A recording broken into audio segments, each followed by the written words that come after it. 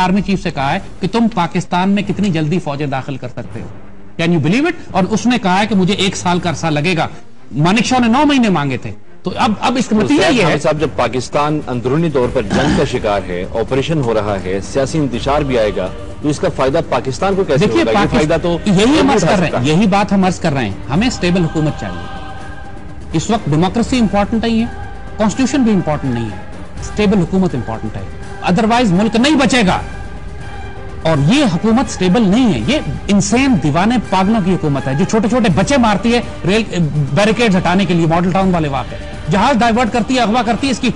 इसकी नस्ल के अंदर कोई बगावत और कोई पागलपन घुसा हुआ है, डिक्टेटरशिप घुसी हुई है। कहने को जमहूरियत है ये, लेकिन ये बदतरीन डिक्टेटरशिप से ज्यादा कत्ल गारत करती है।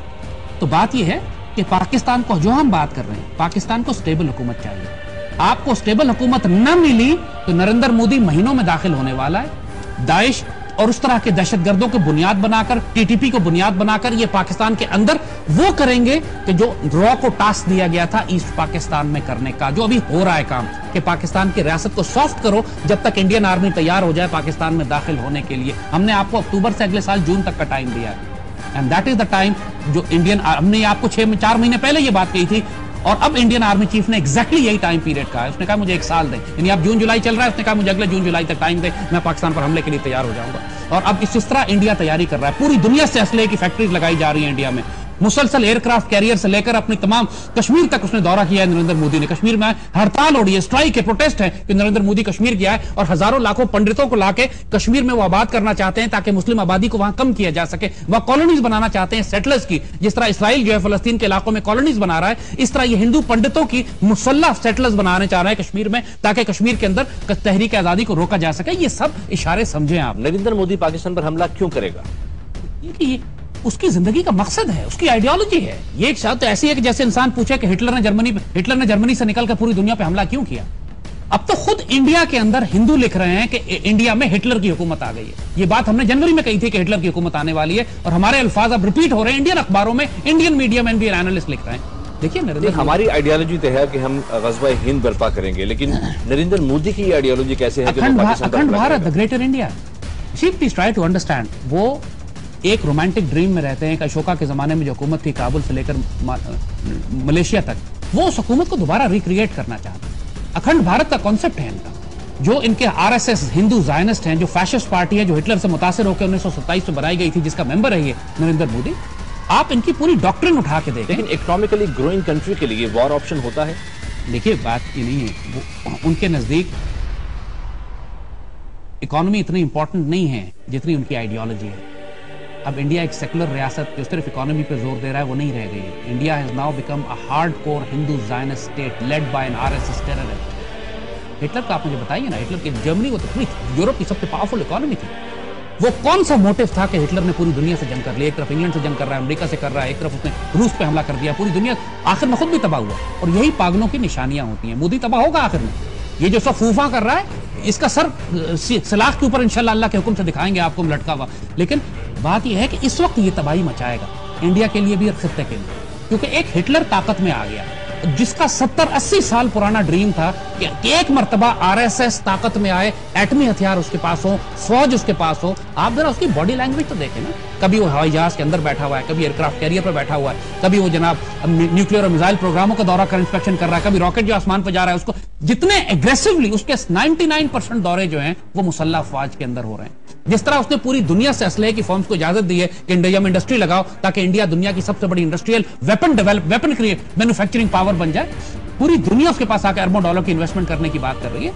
ये बातें हल्की ना लें ऑन ग्राउंड। लेकिन ज्यादा हमें ये भी तो देखना होगा कि नरेंद्र मोदी इस हकीकत से वाकिफ है कि पाकिस्तान एक न्यूक्लियर स्टेट है और पाकिस्तान के पास कन्वेंशनल वॉरफेयर के लिए वो एसेट्स भी मौजूद नहीं है जो बाकी ममालिक के पास। इंडियन थिंक टैंक्स जो इस वक्त डॉक्ट्रिन रिलीज कर रहे हैं, जरा आप पढ़ें तो सही, आपका दिमाग खराब हो जाएगा। वो कहते हैं कि हम 1.5 अरब की आबादी है, पाकिस्तान 20 करोड़ 18 करोड़ का है, अगर पाकिस्तान हम पे मार भी देता है तो हमारे 20-30 करोड़ मर जाएंगे, कोई बात नहीं, लेकिन पाकिस्तान को तो हम सफाई हस्ती से मिटा दें। यानी वो नंबर गेम खेल रहे हैं। वो कह रहे हैं सारे हिंदू तो मर ही नहीं सकते, हम तो 1.5 अरब है, हम बाकी रह जाएंगे, पाकिस्तान खत्म हो जाएगा।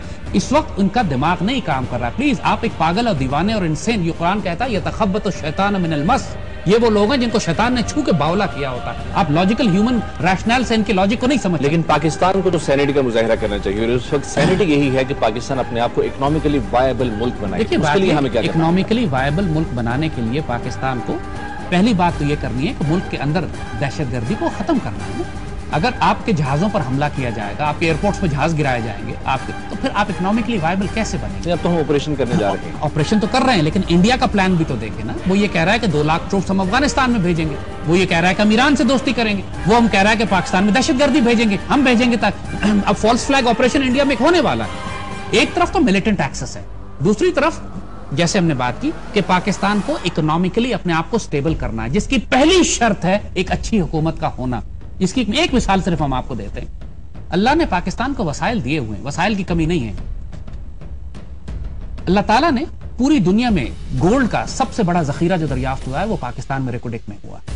2008 میں پاکستانی قوم کو پتہ بھی نہیں تھا جب ہم نے اکنامک ٹیررزم کا پروگرام نیوز 1 پہ کیا تھا, اور اس وقت ہم نے کہا تھا کہ پاکستان میں اللہ نے سونے کے ذخیرہ دیے ہیں, ریکوڈک کا نام دیا تھا. اس وقت تک شوکت عزیز پرائم منسٹر تھا اور پیچھے وہ ایک یہودی کمپنی کو فروخت کر چکا تھا. It was already sold. Pakistani قوم کو پتہ بھی نہیں تھا, بغیر ٹینڈر کے ریکوڈک بک چکا تھا.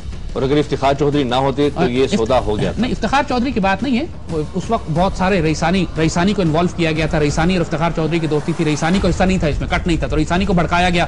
اس کے لیے بڑی پلان کیا گیا اس معاہدے کو کینسل کروانے کا. ہم بات اب یہ کر رہے ہیں کہ صرف ابھی ارسلان افتخار ان کے بیٹے کو ریکوڈک کا جو اس گولڈ مائن کا سونے کے ذخیرے کا انچارج اس چور کو لگایا گیا تھا, جس کے اوپر 1000 سکینڈل ہیں.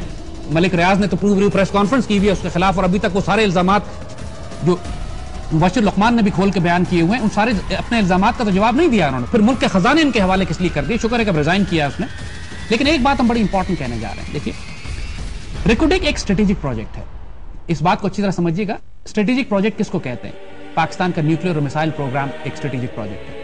پاکستان کا جو یورینیم پروجیکٹ ہے, ہم ریت چھان کے یورینیم بناتے ہیں اور یورینیم سے پھر ہم پلوٹونیم بناتے ہیں کہ جو ہمارا فیول بنتا ہے جس سے ہم ایٹم بم بناتے ہیں. یہ سارا کام ہم پاکستان کے اندر کر رہے ہیں. ہمارے پاس صلاحیت ہے. یورینیم انریچمنٹ ہم ریت سے پلوٹونیم بناتے ہیں, پیوریفائڈ. تو جو ریکوڈک میں گولڈ ہے اس کی ایسٹیمیشن جو ہے, اندازہ جو ہے وہ $500 ارب ہے, رف ایسٹیمیٹ. پاکستان پر جو سال کا ہمارا بجٹ ہے جس پر پورا پاکستان چلتا ہے وہ کوئی $30-40 ارب ہے. اس سے اندازہ کریں 10 سال کا پاکستان کا بجٹ اس تھوڑے جانا ہے. حکومت وقت اس کو کوڑیوں کے مول, اگر آپ $100 ارب میں بھی اس کو بیچ دیں گے, $50 ارب میں بھی بیچ دیں گے, تو یہ کوڑیوں کے مول ہوگا. ہم یہ کہتے ہیں, بات پوری قوم سے کہہ رہے ہیں, حکومت وقت سے کہہ رہے ہیں, پاکستان آرمی کے سپاہ سالار سے کہہ رہے ہیں, ریکوڈک کو اسٹریٹجک پروجیکٹ ڈکلیئر کریں اور اس کو ایس پی ڈی کے حوالے کر دیں. ایس پی ڈی وہ ڈپارٹمنٹ ہے ہمارا, اسپیشل پروجیکٹس ڈویژن, جو پورے یورینیم کھودنے سے لے کر نیوکلیر اور میسائل پروگرام تک یہ سارے کام ایس پی ڈی کے پاس ہیں. سونا نکالنے کا کام پاکستان کا, ہمارا پورا آئل اینڈ گیس تو اللہ نے دیا جس پہ آپ کھدائی نہیں کر رہے, لیکن گولڈ ایک ایسی چیز ہے جو بڑے آسانی سے نکالی جا سکتی ہے. ریت چھاننے کا کام ہے, ریت چھانے آپ اور اس میں سے سونا نکالیں. اور یہ سیندک میں آلریڈی یہ پروجیکٹ چل رہا ہے. سیندک کے اندر تو چائنیز کو آپ نے ٹھیکہ دیا ہوا ہے اور پاکستان کو کچھ نہیں مل رہا. وہ کوڑیوں کے مول کمیشن کھا کے وہ چینیوں کو بھیج دیا اور چینی اس سے سونا نکال کے لے جا رہے ہیں ہمارا, اور ہمیں کچھ بھی نہیں مل رہا. اور یہ کوئی ایسی خفیہ ٹیکنالوجی نہیں ہے جو ہم خود نہ نکال سکتے ہیں. جیسے عرض کیا, آپ اس پروجیکٹ کو پوری قوم اس میں آواز اٹھائے, پولیٹیکل پارٹیز اس میں آواز اٹھائیں. غیر ملکی یہودی کمپنیوں کو ٹینڈر کرنے کی ضرورت نہیں ہے. اس کو ایس پی کو دیں جو ہمارے نیوکلیر اور میسائل پروگرام بنا سکتا ہے, یورینیم انریچ کر سکتا ہے, پلوٹونیم بنا سکتا ہے, وہ ریت چھان کے سونا بھی نکال سکتا ہے. پاکستان کو صرف سینڈک کا سونا جو ہے آپ کے قرضے بھی اتارے گا. آپ کے پاکستان کو آپ اتنا خوشحال کر سکتے ہیں کہ اللہ کے فضل و کرم سے دنیا کی عظیم ترین طاقت ہو, آپ کو کوئی قرضہ لینے, کسی سے باہر سے تجارت کرنے کی بھی ضرورت نہیں ہوگی. اللہ نے وسائل اتنے آپ کو دیے. لیکن اہم بات یہ ہے کہ حرام خوروں کو اس کا انچارج نہ بنائیں, یہودی کمپنیوں کو فروخت نہ کریں, اپنے ہاتھ میں رکھیں. ایس پی ڈی کو دیں جس کا ٹریک ریکارڈ ہے پاکستان کے اندر کام کر کے ایٹمی طاقت پاکستان کو بنانے کا. ٹیکنالوجی سائنٹسٹ, میٹلرجی سائنٹسٹ سب موجود ہیں ملک کے اندر, اس کو استعمال کریں. اور یہی ہم عرض کر رہے ہیں, آپ نے جو سوال کیا تھا کہ پاکستان اپنی اقتصادی حالت کو کیسے ٹھیک کرے, اس کے 2 طریقے ہیں. لا اینڈ آرڈر بہتر کریں. لا اینڈ آرڈر بہتر کرنے کے لیے فوج کو جنگ کرنی ہے. اس سے بھی پہلے آپ کو ملک کے اندر حکومت بہتر لانی ہے, اور اس کے لیے اگر فوج کو ٹیکنوکریٹک کیئر ٹیکر گورنمنٹ لانی پڑتی ہے تو لائیں. اس وقت یہ بحث نہ کریں کہ کانسٹیٹیوشن کیا کہتا ہے, یہ بحث نہ کریں کہ جمہوریت کو بچانا چاہیے یا پٹری سے اترنا چاہیے. ملک ہی نہیں رہے گا, اللہ نہ کرے ان خرافاتی بحثوں میں پڑے رہیں گے تو. نہیں, زیادہ صاحب ملک تو بالآخر رہے گا ہی, اس ملک کو تو کچھ بھی نہیں ہو سکتا. لیکن سوال اب یہ ہے کہ ریکارڈنگ جس کی آپ نے بات کی، نہ تو پرویز مشرف اس منصوبے پر عمل درآمد کرا سکے، نہ زرداری رجیم کرا سکی، نہ ہی میاں صاحب کی حکومت کی کوئی خاص توجہ ہے۔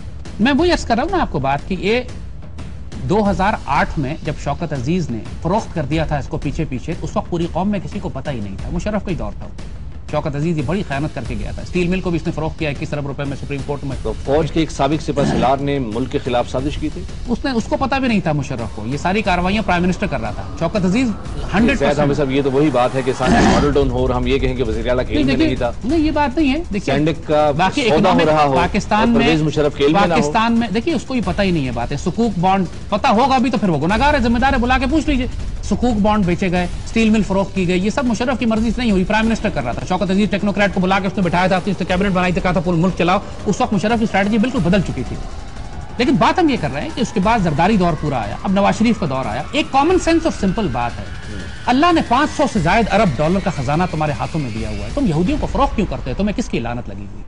یہ بڑے خوش ہیں کہ 100 ارب ڈالر کی بڈز آ گئی، ارے بابا وہاں تو 500 ارب ڈالر کا سونا رکھا ہے، 100 ارب ڈالر کے بڈ پہ تم فروخت کیوں کرتے ہو ملک اور قوم کی عزت اور آبرو کو؟ اور بہت سی بائی پروڈکٹس اور بہت سی بائی، اور پھر یہ تو 500 تو رف ایسٹیمیٹ ہے، چاہے ٹریلین آف ڈالرز میں۔